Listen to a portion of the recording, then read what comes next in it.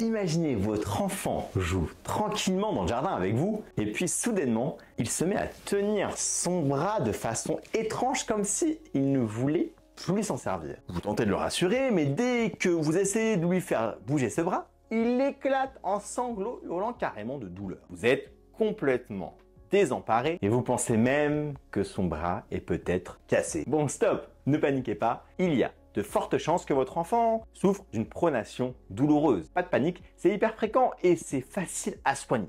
Restez avec moi, je vais tout vous expliquer dans cette vidéo. Et avant de continuer, n'oubliez pas de vous abonner et de partager ce contenu avec d'autres parents qui, comme vous, veulent être mieux informés pour protéger leurs petits. Je suis pédiatre et mon objectif est de rendre la santé accessible à tous pour vous simplifier la vie. Mais d'abord, qu'est-ce que la pronation douloureuse? La pronation douloureuse, ou de son nom scientifique, la luxation de la tête radiale, est une blessure courante chez les enfants, généralement de moins de 5 ans. Imaginez que l'un des petits os de l'avant-bras, le radius, soit légèrement sorti de son emplacement normal. Des déboîtements se produisent souvent quand on tire brusquement le bras d'un enfant, par exemple, en essayant de l'attraper un peu vite pour éviter une chute. Le ligament autour de l'os est alors tiré, provoquant le fameux déboîtement. Bon, vous voyez, c'est aussi simple que ça. Comment reconnaître une pronation douloureuse? Alors, comment savoir si votre enfant a une pronation douloureuse? C'est souvent une association entre ce que vous observez et ce que vous raconterez au médecin permettra de poser le diagnostic. En fait, un enfant atteint de pronation douloureuse adopte une position typique. Il garde son bras collé le long du corps avec le coude tendu et la main tournée vers le bas. Je vous ai mis la photo juste ici pour que vous puissiez mieux visualiser. Il évite totalement de bouger le bras car chaque mouvement est extrêmement douloureux. Et dans la majorité des cas, les parents se souviennent d'un épisode où le bras a été tiré. C'est cette traction qui tire le ligament et fait que l'os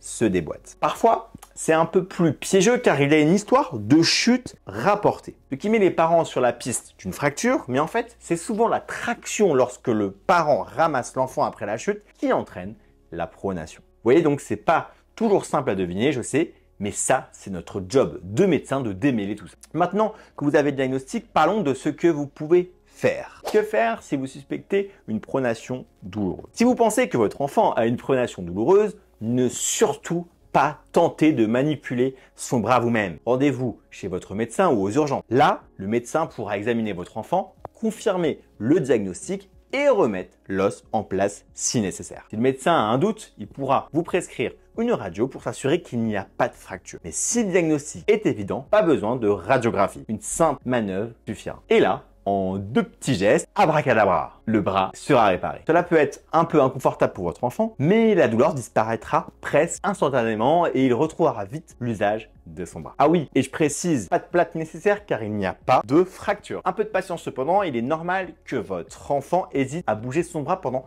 quelques heures après la manœuvre de réduction. Il peut garder une crainte au mouvement car il a peur d'avoir mal. Comment prévenir la pronation? Maintenant, comment éviter que cela se reproduise? Eh bien, c'est simple. Évitez autant que possible de tirer sur le bras, que ce soit en le levant d'une chaise, en jouant avec lui ou en l'aidant à se relever. Si votre enfant a déjà fait un épisode de pronation douloureuse, il a un risque plus élevé d'en refaire. Alors, soyez particulièrement vigilant. N'oubliez pas d'informer les enseignants, la crèche ou toute autre personne qui s'occupe de lui pour éviter les tractions accidentelles. Voilà, c'est la fin de cette vidéo. J'espère franchement que ce contenu vous a rassuré et que vous vous sentez maintenant mieux armé pour réagir face à une pronation douloureuse. Si vous avez des questions, n'hésitez pas à les poser en commentaire juste ici.